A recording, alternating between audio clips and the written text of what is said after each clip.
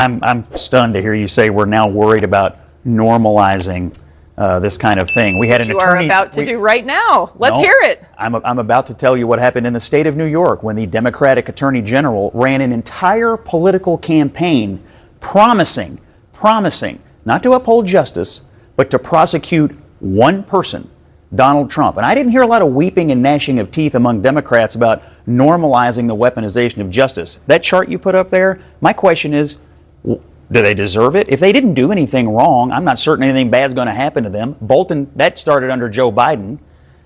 James, I mean, these people that you put on the screen, they may have something that needs to be looked at. But don't you have trust in the processes, grand juries? This is how the system works, and I don't have any. And Jim Comey, he's going to go to trial. I think it's the abuse. He's going to get a day in court in front of a jury of his peers. It's the abuse of the system, and what we're talking about is the abuse of the system. What abuse? What abuse beyond the idea of prosecuting people when Democrats were going after Trump? Were you worried about abuse? Because I firmly believe that Donald Trump broke the law, and he was indicted. Do you think the 34 charges that are cited all the time were good charges? But let me just say this. I mean, you just sat here and talked about the process. You gave me a lecture about the grand jury system.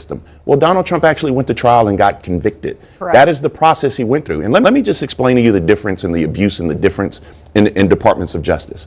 I mean, we can go all the way back to Republicans having a fit when JFK tried to nominate RFK, his brother, to be Attorney General. But I can actually go back to Joe Biden. Joe Biden indicted his own son.